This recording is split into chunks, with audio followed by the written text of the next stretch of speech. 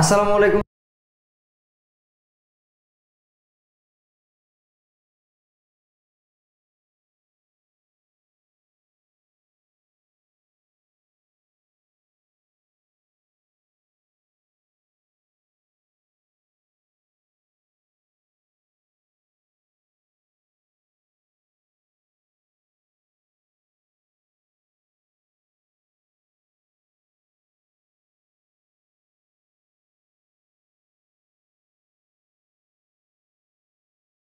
মানে মাঝখানে থাকে, তখন আমাকে একটু তাকাইতে হবে পূর্বে যদি প্রেজেন্ট ইনডিফিনিট মানে এই অ্যাজ ইফ দুইটা সেন্টেন্সকে যুক্ত করবে। মেন কথা আমাকে এই পর্যন্ত দেওয়া থাকবে আর বাকি এইটুকু কি করতে হবে বলো তো, কমপ্লিট করতে হবে।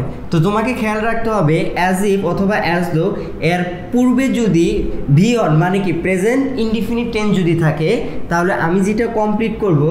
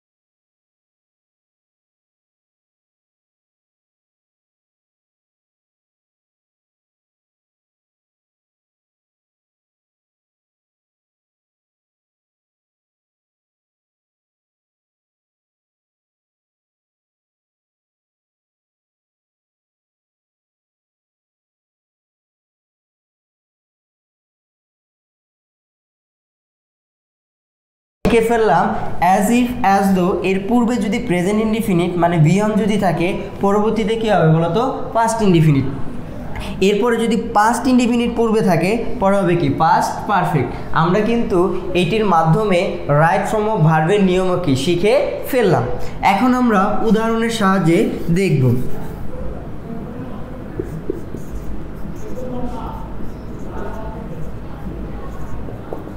আচ্ছা দেখো, হি টক্স অ্যাজ ইফ, তাহলে এইটুকু আমাকে দিয়ে আছে, আমার বাকি এইটুকু কি করতে হবে বলো তো, কমপ্লিট করতে হবে। এখন দেখো তো অ্যাজ ইফটা কোথায় আছে, বাক্যের মাঝে আছে। এখন আমরা জানি অ্যাজ ইফ অথবা অ্যাজ দো যদি বাক্যের মাঝে থাকে, আগে আমাকে পূর্বে তাকাইতে হবে সেটি কোন টেন্সে দেওয়া আছে। আচ্ছা দেখো যে টক্স ভার্বের সাথে কি আছে, এস আছে। আমরা জানি ভার্বের সাথে এস যুক্ত হয় একটি মাত্র টেন্সে, সেটি হলো কি প্রেজেন্ট ইনডিফিনিট মানে এটা কি ভি অন আছে। তাহলে এই পাশে যখন আমি কমপ্লিট করব, সেটি অবশ্যই ভার্ব কি হবে বলো তো, ভি টু হবে মানে পাস্ট ইনডিফিনিট হবে। তাহলে দেখো হি টক্স অ্যাজ ইফ, আরেকটা জিনিস খেয়াল রাখবা, as if R as though এটার বাংলাটা হলো কি বলো তো, যেন। তাহলে হি টক্স অ্যাজ ইফ সে এমনভাবে কথা বলে যেন। এখন আরেকটা সহজ টেকনিক তোমাদের শিখিয়ে দেই, যখন দেখবা অ্যাজ ইফ অথবা অ্যাজ দো থাকবে, জাস্ট খালি একটা ভার্ব নিয়ে আসবা, তখন তুমি এই নো ভার্বটা নিয়ে আসবা। এই নো ভার্বটা ব্যবহার করেই তুমি সহজেই কি অ্যান্সার করতে পারবা। যেমন দেখো হি টক্স অ্যাজ ইফ সে এমনভাবে কথা বলে, তাহলে আমি দেখো এখানে সাবজেক্ট নিলাম হি আর ভার্ব নিলাম। এখন দেখো তো এখানে যেহেতু বিয়ন আছে, এর পরবর্তী যে ভার্বটা বসবে সেটা হবে কি ভি টু। তাহলে আমি দিতে পারি হি নিউ এভরিথিং, মানে সে এমনভাবে কথা বলছে যেন সে সব কিছুই জানে। এখন আমি যদি এখানে ধরো মেইন ভার্ব না ব্যবহার করে বি ভার্ব ব্যবহার করি, তাহলে আমাকে নিয়ে আসতে হবে কি বলো তো, ওয়ার। তাহলে আমি এখানে ধরো এখানে দিলাম ওয়ার দিলাম। এখন হিয়ের পরে কি কখনো ওয়ার বসে?